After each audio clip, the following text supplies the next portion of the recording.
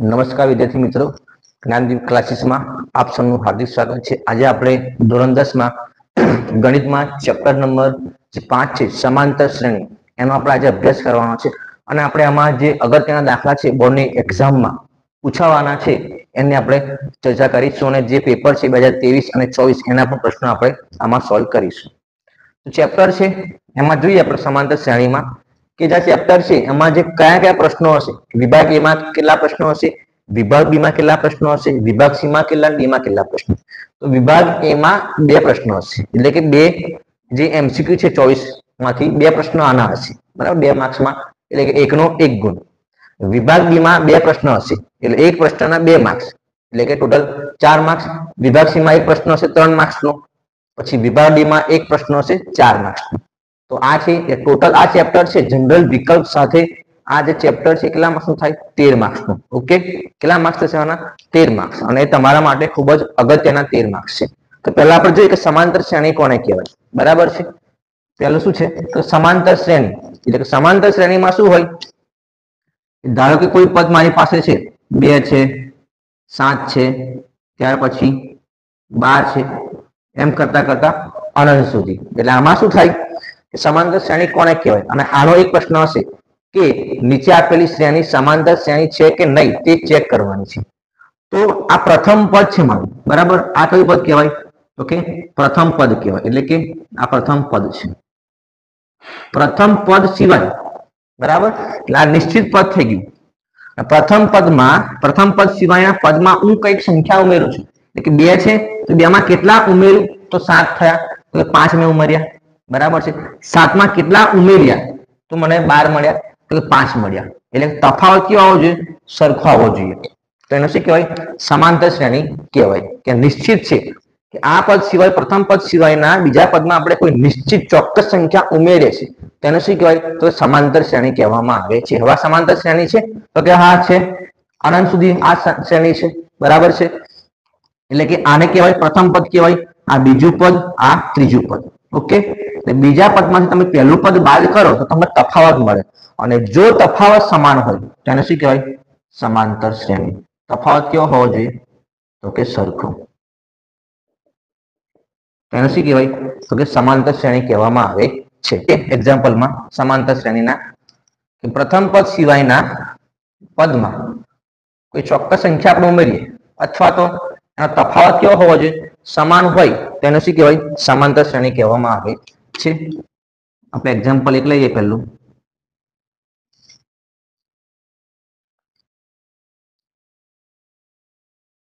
2, 7, 12 એમ કરતા ક્યાં સુધી, અનંત સુધી, એ સમાંતર શ્રેણી છે કે નહીં। ત્યાર પછી બીજું લઈએ આપણે, બરાબર છે, આ એક્ઝામ્પલ છે।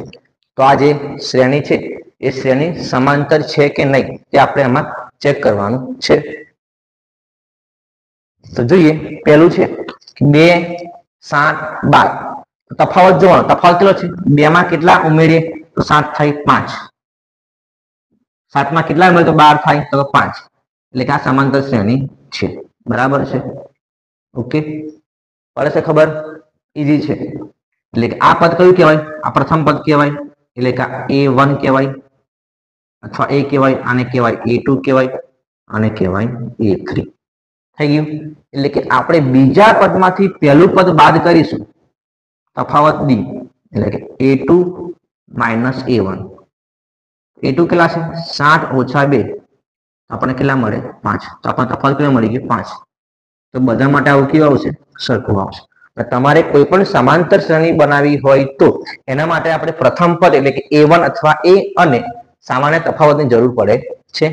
બીજું સમાંતર શ્રેણી છે તો કે છે 3 ને 5 8, 8 ને 5 13, 13 ને 5 18, એટલે આ પણ શું છે, ઓકે, સમાંતર શ્રેણી છે। તો આ છે, આ પણ છે 10 ને 5 15, 15 ને 5 20, 20 ને 5 25, એટલે કે આ પણ સમાંતર શ્રેણી છે, બરાબર છે। હવે જો પહેલું છે સમાંતર શ્રેણી કેવી છે, અનંત છે, કે એમાં ઘણા બધા પદ છે, બરાબર, અનંત પદો છે।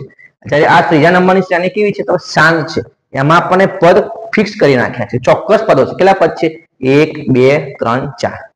ચલો ચોથામાં સમાંતર શ્રેણી છે તો કે હા છે 4 ને 3 7, 7 ને 3 10. તફાવત આના માટે જોઈએ આપણે તફાવત શું મળશે તો બીજા પદમાંથી પહેલું પદ બાદ કરશું તો આપણને તફાવત મળે એટલે કે બીજા પદમાંથી પહેલું પદ બાદ કરીશું તો તમે 10 માંથી 7 કાઢો તો કેટલા મળે -3 બરાબર છે તો બધામાં સેમ છે એટલે આ પણ સમાંતર શ્રેણી છે બરાબર છે ચાલો આ પ્રશ્ન છે a પછી 2a એક એ ઉમેર્યા આમાં એક એ ઉમેર્યા 3a આમાં ઉમેર્યા તો 4a આ પણ શું છે સમાંતર શ્રેણી છે અને આ માર્ચ 2024 નો પ્રશ્ન છે ઓકે ચાલો છઠ્ઠામાં સમાંતર શ્રેણી છે તો છે 2 માંથી 2 કાઢ નાખો 0 2 માંથી 2 કાઢો 0 2 માંથી 2 કાઢો તો 0 તફાવત કેવો આવશે 0 તો આ બધી જ સમાંતર શ્રેણી છે તમને આમાંથી એક ગુણનો પ્રશ્ન હશે કે નીચે આપેલ શ્રેણી સમાંતર શ્રેણી છે કે નહીં આ પણ પ્રશ્ન PYQ છે એ પ્રીવિયસ યર ક્વેશ્ચન છે બરાબર છે ચાલો હવે આગળ જઈએ સમાંતર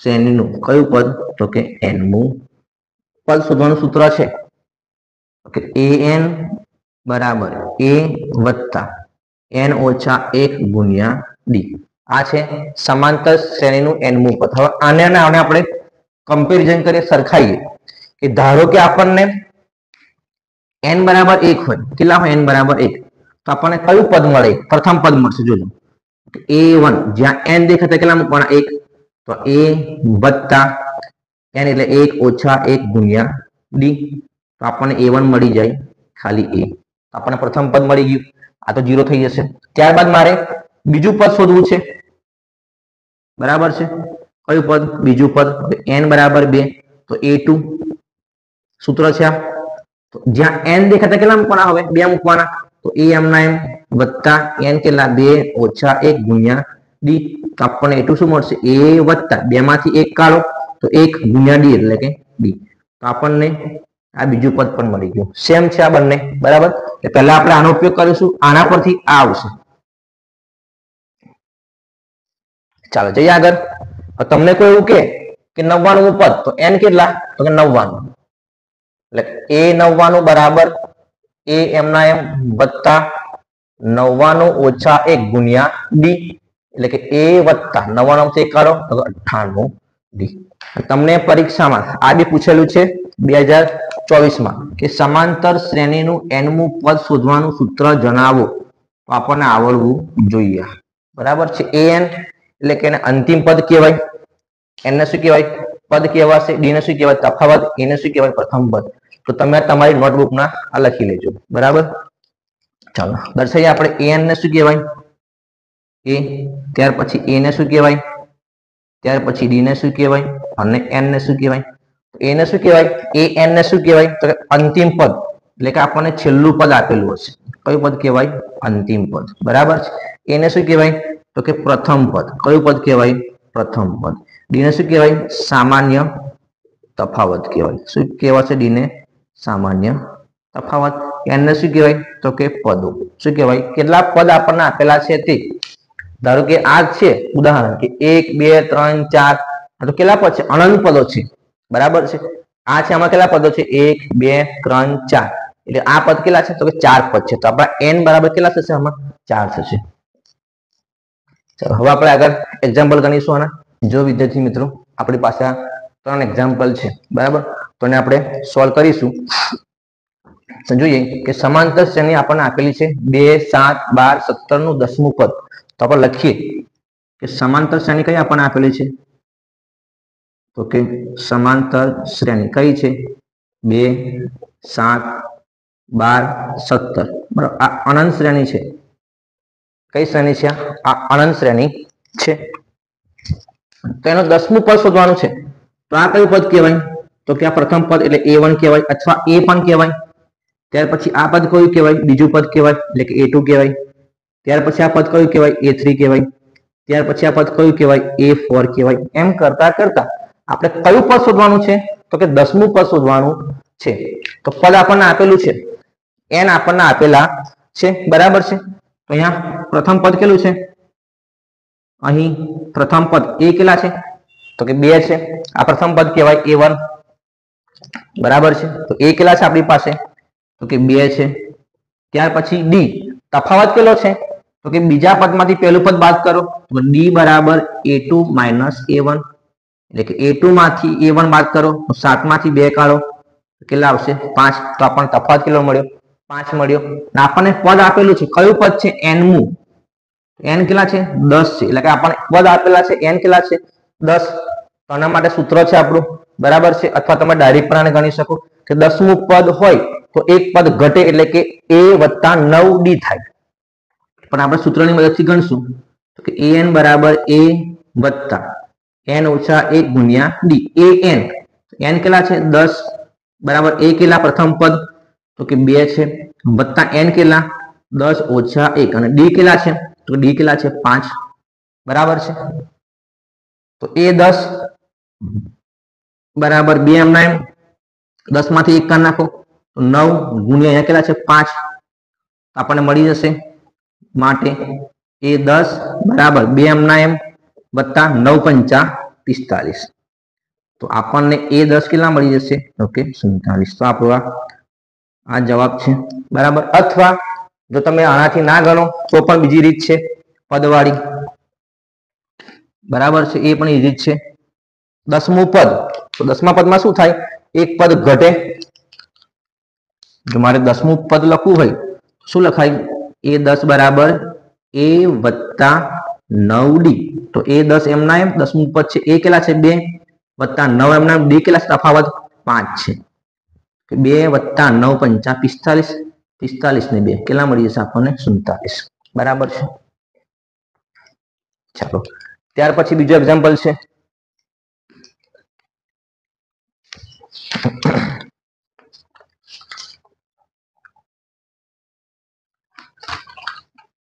બરાબર છે. આ જે પ્રશ્ન છે એ ક્યાંનો છે માર્ચ 2024. ચાલો બીજામાં ગણશું. પ્રથમ પદ કેટલું છે આમાં a 3 છે, તફાવત કેટલો છે 3 ને 5 8, 8 ને 5 13 બરાબર. આના જેવો સેમ જ છે. a કેટલા 3, તફાવત d કેટલા છે તો કે 5. n કયું પદ છે તો 30મું પદ છે, તો કે n કેટલા છે તો કે 30 છે. તો તમે 30મું પદ શું લખી શકો તો કે a વત્તા એક પદ ઘટી જાય તો 29d થઈ જશે બરાબર છે. તો a પ્રથમ પદ કેટલું છે આપણને આપેલું છે 3 વત્તા 29 ગુણ્યા d તો કે 5 બરાબર છે. ઈઝી છે. 3 વત્તા 29 ગુણ્યા 5 9 પંચા 4505 વધી પડી 4 5 દુ 10 10 ને 4 14 બરાબર છે. 9 પંચા 4505 વધી પડી 4 5 દુ 10 10 ને 4 14 કેટલા છે 148.